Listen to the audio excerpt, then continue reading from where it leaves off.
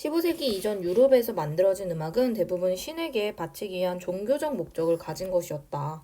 하지만 인간을 중시하는 경향이 두드러진 르네상스 예술이 전개되면서 당연히 신보다는 인간 중심적으로 가겠죠. 그러면서 이제 과학기술의 발달과 인쇄술의 발달로 악보가 보편화되면서 대중이 음악에 손쉽게 접근할 수 있게 되고 음악이 종교적 목적뿐만 아니라 즐거움을 얻는 데에도 다양하게 사용되기 시작했대요. 일문단에는 딱히 어떤 뭐 어렵거나 중요한 내용은 없고요. 그냥 르네상스 예술이 언제 나왔는가, 어떤 이유로 나왔는가에 대한 정보 정도였죠. 르네상스 시기의 음악은 다양한 측면에서 변화하기 시작했는데 우선 현대의 소프라노, 알토, 테너, 베이스 체계의 4성부 짜임새가 이 시대에 확립이 되었다. 르네상스 이전 중세 유럽에서는 기본 성부로 대부분 3성부가 사용이 되었는데 가장 낮은 음역인 베이스가 추가된 4성부 음악이 유행하면서 상성부 음악과 함께 사용이 되기 시작했다. 언제? 르네상스 시기에. 그럼 여기서 알 수 있는 건 르네상스 이전에는 기본 성부여서 3개였는데 이게 르네상스로 가면서 뭐가 추가됐다? 베이스가 추가가 됐다. 그래서 총 4성부의 음악이 되었다. 라는 정보까지 줬어요.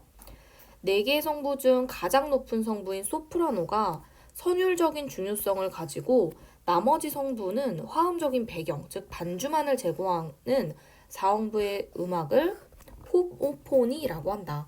그러니까 호모포니는 소프라노가 제일 중요한 거예요. 그리고 나머지는 백업 정도? 뒤에서 보조해주는 역할 정도밖에 없었대. 그런데 각 성부가 대등한 비중을 갖고 각각의 역할을 하는 음악을 폴리포니라고 한대요. 그럼 얘네 둘이 지금 반대적인 입장인 거 보이죠? 르네상스 초기에는 호모포니가 유행을 했고 15세기 말에는 폴리포니가 주를 이뤘대요. 그 이유는 여러 성부의 음이 동시에 울리는 화성. 이거는 세모죠. 호모포니겠죠? 호모포니에서 개별적인 선율, 즉 폴리포니로 사람들의 관심이 옮겨간 것과 관련이 있대요. 주선율이 명확해. 뭐가? 호모포니가. 소프라노가 주선율이잖아요. 그쵸? 일반인도 따라 부르기 수월했던 호모포니 음악과 달리 폴리포니는 각 성부의 음악이 동시에 진행되어서 상대적으로 부르기 어려워서 전문 성가대가 주로 불렀다고 합니다. 한편 폴리포니 음악이 유행하면서 한 성부가 다른 선율을 시작하면 다른 성부가 일정한 간격을 두고 앞의 선율을 모방하는 모방 기법도 발달했고 이게 현대의 돌림 노래가 됐다고 합니다. 그러면 여기 문단에서는 호모포니랑 폴리포니가 중요한데 얘네들의 변별 지점을 잘 봐야 되죠. 호모포니는 소프라노가 가장 중요했어. 그리고 나머지는 그 뒤에서 반주를 제공해 준다고 했죠. 그래서 얘는 동시에 울리는 화성과 관련이 있다고 했고 부르기가 좀 수월하다고 했어요. 왜냐하면 주선율이 너무 명확하기 때문에. 반면에 폴리포니는 각각의 음이 다 대등했어. 그래서 굉장히 개별적이었고 얘는 선율과 관련이 있다고 그랬죠. 개별적인 선율. 그래서 좀 부르기가 어려워가지고 전문적인 성가대가 불렀다라고 나와 있었고 폴리포니가 나중에 모방 기법으로 연결이 되었다라고까지도 나와 있었어요. 그 다음 내려가 볼게요. 르네상스에서는 각부의 음정 관계도 변화했는데 높이가 다른 음과 음 사이의 간격을 음정이라고 해요. 그런데 이 음정의 도수는 두 음을 포함한 두 음 사이의 음의 개수래. 예를 들어 도솔, 도레미파솔 두 음 사이에 5개가 있죠. 그래서 5도가 된다고 합니다. 15세기 중엽 이전까지 유럽 대륙은 158만 협화 음정으로 여기고 이걸 주로 사용했대요. 그런데 영국과 프랑스 간의 전쟁으로 인한 문화의 교류 속에서 영국의 음악이 전파되면서 15세기 이후에는 유럽 대륙에서 3도나 6도도 협화 음정으로 인정해서 사용이 되었다고 합니다. 예를 들어 높은 성부가 미, 낮은 성부가 도이면 도, 레, 미 3도죠.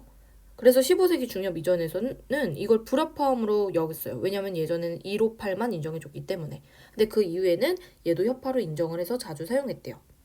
한편 15세기 중엽 영국에서는 파버든이라는 삼성부 연주 방식이 유행했는데, 파버든은 가운데 악보만 기록되어 있고 기보는 악보에 기록하다 이런 뜻이야. 그리고 나머지 성분은 기보되어 있지 않았대. 나머지 성분 그럼 두 개겠죠? 이처럼 기보되지 않은 것을 연주하기 때문에 즉흥 연주라고도 부릅니다. 파버든에서 기보되지 않은 성분은 가운데 성부와 일정한 음간격을 두고 높거나 낮게 연주했는데, 높은 성분은 가운데 성부의 4도 위의 음으로 연주되었대. 예를 들어 가운데 성부의 음이 도레미라면 여기서 4도 높은 것이 팟솔라겠죠. 이러한 형식이 유럽 대륙에 전해지면서 포브르동이라는 연주 방식이 나타냈는데, 얘는 파버든과 달리 두 성부만 적혀있고 가운데 성부가 오히려 적혀있지 않았대요. 그리고 가운데 성부는 높은 성부에서 4도 아래 음정으로 연주했다고 합니다. 각 성부는 이처럼 긴밀한 음정 관계를 이루며 연주되었기 때문에 세 성부는 함께 연주되는 부분에서는 비슷한 음의 길이를 가졌대요. 그럼 여기서 우리가 중요하게 봐야 되는 건 파버든과 포브르동인데, 파버든은 가운데 성부가 기록이 되어 있고 나머지가 기보가 안 되어 있잖아.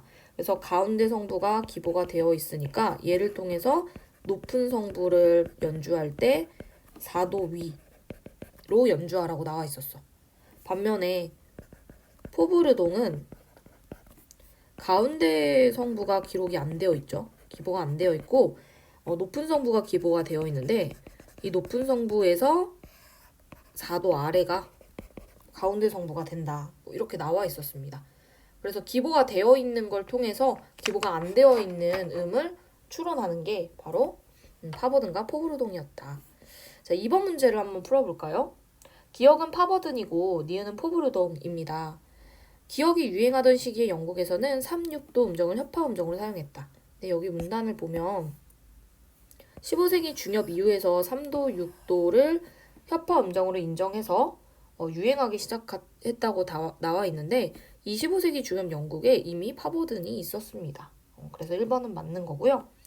이게 유행을 한 이유가 문화의 교류 속에서 전파된 거기 때문에 이 부분이 2번 선지에 대한 근거고, 그 다음 3번 선지, 포브르동이 만들어진 노래에서는 여기 나와 있네요. 함께 연주되는 부분에서는 비슷한 음의 길이다. 여기가 3번의 근거고, 4번, 높은 성부의 음이 같다면 가운데 성부의 음이 같다.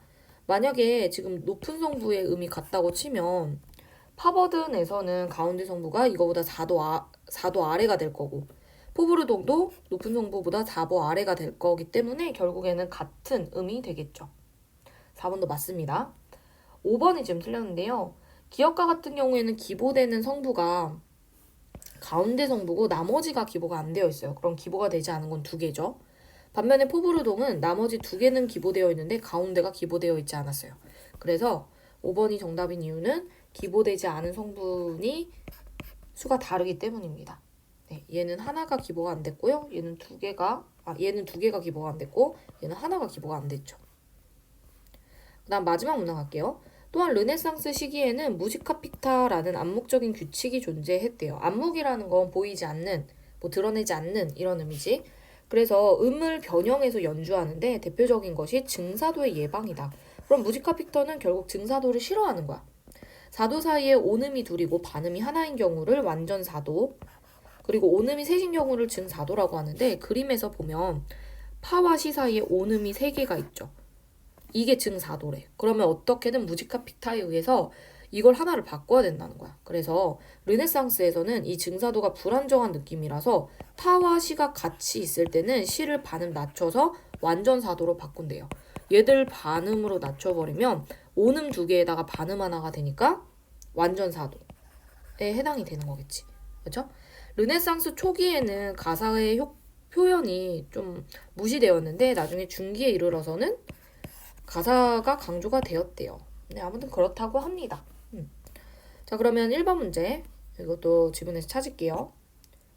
르네상스 이전 중세 유럽에서 사용된 기본 성부의 수는 3개였다. 이 문단에 나와 있죠.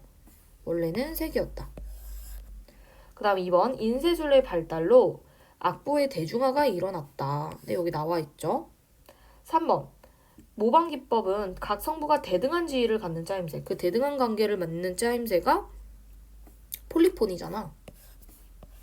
이 폴리포니가 유행하면서 모방 기법이 발달했다. 여기 나와 있고요. 그 다음 4번 이문단. 르네상스 시기에 낮은 음역대인 베이스가 추가가 되면서 상성부가 된 겁니다. 그래서 정답은 4번이고요. 5번 1문단에 있죠. 종교적 목적이 예전에는 더 중요했다. 그래서 1번에 4번이 틀린 이유는 낮은 음역대가 추가됐다고 봐야 되겠죠.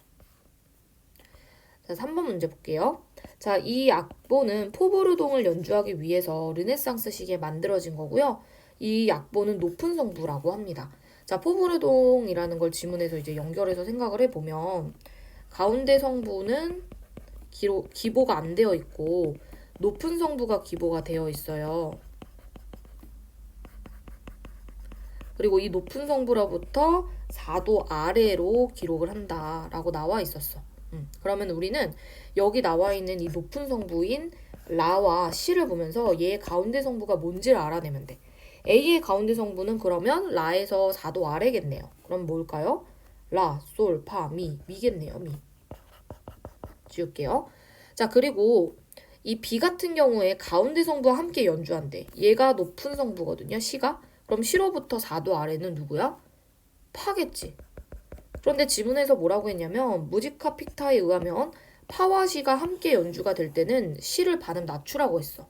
그러니까 시를 반음 낮춰서 온음 2개, 반음 1개로 만드는 거죠. 높게 지으면 정답은 2번. 이런 문제는 내신에서도 변형되어서 나오는 게 너무 좋죠. 그렇죠? 그 다음에 4번 문제. 17세기 바로크 문학은 두 가지 양식이 공존했는데 1작법과 2작법이라고 불렀다. 1작법은 각 성부가 동등한 중요성을 가진 양식으로 음악이 가사에 우선하여 다성부 성악을 엄밀히 지켰대. 그리고 제2작법은 주선율을 강조하는 것으로서 가사의 의미를 효과적으로 표현하기 위해 불협화음도 적극적으로 사용했대. 자, 그럼 여기서 우리가 그냥 읽을 게 아니라 제1작법은 대등하니까 폴리폰이랑 연결을 지어야 되겠죠. 선율을 중요시 여기는 거고 제2작법은 호모포니, 즉 화성을 중요시 여기는 것과 관련을 지어야 된대요. 제2작법은 저음부에서 지속적으로 쉬지 않고 베이스 반주를 곁들여주는 기법인 저음을 주로 활용했고 나머지를 다 저음의 기악으로 대체했다고 합니다. 그럼 얘는 메인이 되는 게 저음인 거죠. 앞에 나오는 호모포니는 소프라노 중심이었는데 얘는 저음 중심. 정답이 1번인 이유는 지문에 4문단에 르네상스 초기에는 가사가 경시되었지만 중반부 이후로는 중시됐다라고 나와 있었거든요. 그리고 이 보기에서도 보면 가사를 더 중요시 여긴 거는 2작법이죠. 2작법입니다. 그래서 1번이 맞아요. 자, 2번. 3성부나 4성부 음악에서 소프라노 성부는 중심이었어. 얘가 가장 주선율이었는데 바로크 시대 2작법에서는 저음부가 중심이에요. 그러니까 바로크 시대에는 소프라노 성부가 아니라 베이스와 같은 기악 성부가 대체가 되겠죠. 이걸로 베이스로. 3번. 불협화음을 적극적으로 사용하였겠군. 15세기 중엽 이전에는요. 협파음에는 158도만 있었고 협파음정만 주로 사용했어요. 3,6도 음정이 15세기 중엽 이후에 협파음으로 인정이 된 거고요. 그러니까 중엽 이전에 얘네를 적극적으로 사용했다라고 말하면 안 되겠죠. 그 다음 4번. 제1작법으로 만들어진 것은 일반인들이 따라 부르기 쉬웠다? 자, 일반인들이 따라 부르기 쉬운 거는요. 호모폰이었어요. 호모폰이. 근데 제1작법은 지금 폴리폰이랑 관련이 되어 있으니까 오히려 전문가적인 성악대가 부르는 게 쉬웠겠죠. 5번. 화성에서 선율로 옮겨간다고 되어 있는데 여기에서는 선율에서 화성으로 가거든요. 그러니까 여기를 바꿔야 되죠. 선율에서 화성으로 옮겨가야 된다. 이렇게 봐야 맞고요. 다음 문맥적 의미는 정답이 5번입니다. 알려지다라는 것이 아니고 암묵적이라는 건 밖으로 내지 않다. 이런 의미입니다.